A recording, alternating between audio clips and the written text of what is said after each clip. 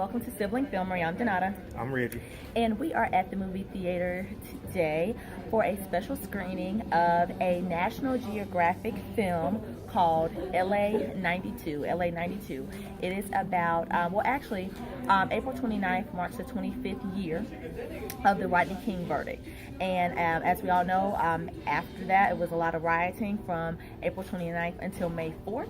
And this film is a compilation of 1,000 hours of video from just different parts of the city and different things that were going on, all put into one. No one speaks during this film. It's all video and news reporting and other things put together to make LA92. So what did you think about the docu-film?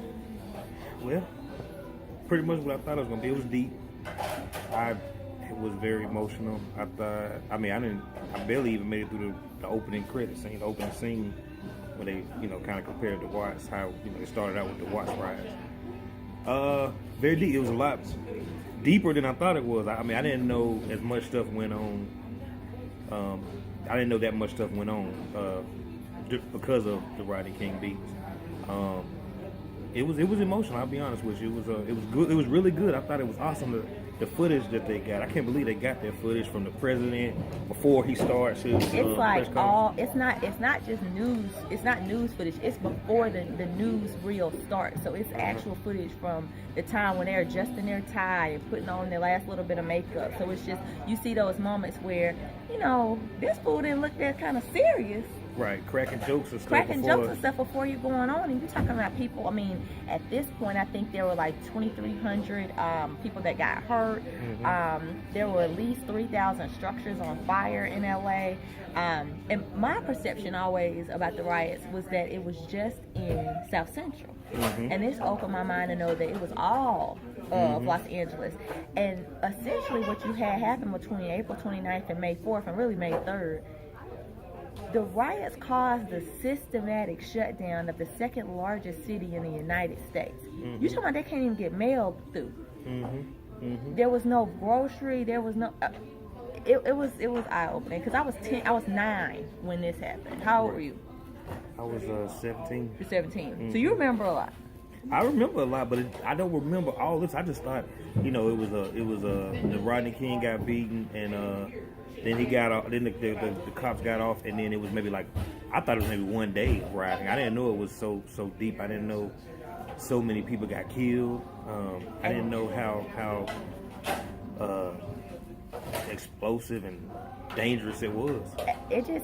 It was a lot of many things going on. I would say definitely check it out, because it was just so much going on between Latino Americans and Black Americans and Korean Americans and Black Americans and white Americans and Black Americans. It was just a whole lot of different different tensions between different races, and not that much tension with Latinos, but just how they were willing to band together to clean up the city, but also it was kind of Black people saying leave the Latinos alone.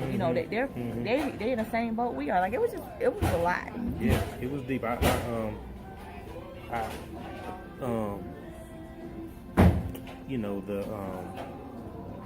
The scenes of people going through suffering and stuff like that. Like I said, it was pretty emotional for me. I think everybody was kind of emotional too about it, and I guess it's one of the things where when a certain group of people says enough is enough, then this type of thing can happen, and it's still civil unrest. I could see it happen again, unfortunately. I just think we need to.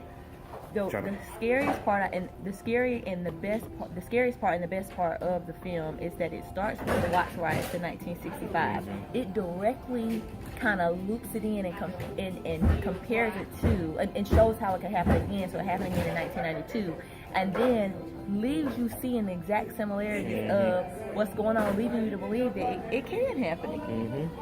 Same place, same corner. And I hear now that LA has that chief that was there, that he's no longer there, and so they have a new police chief, and there are a lot of different community greatness and great partnerships between LAPD and community now, and I'm hearing a lot of positive stuff. So I hope they don't have it again. I hope no one does, but great thing to see. Yeah, I will say this. it seems like historically, out of great tragedy usually comes something great to the positive, you know, and it brought a lot of people together for one common goal, you know.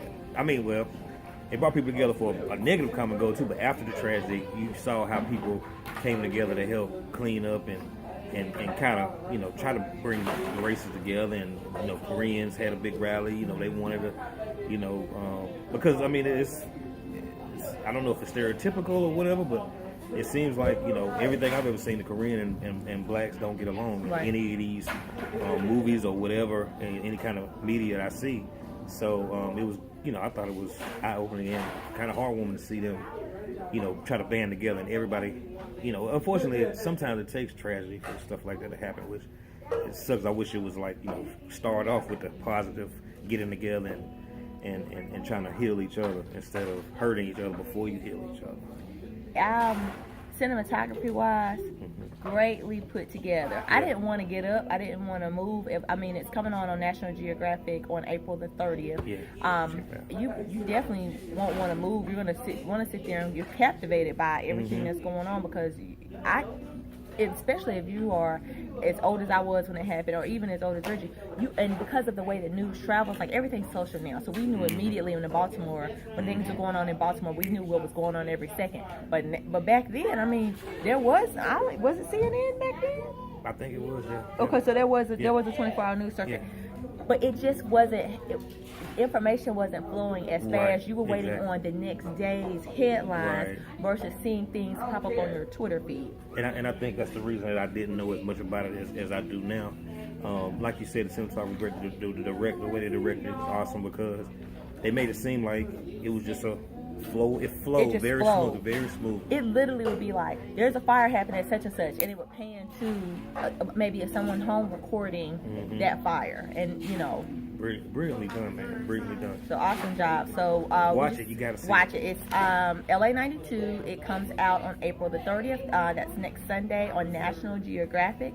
We appreciate the invitation, and check out www.siblingfilmery.com for more of our reviews. That's right. Bye.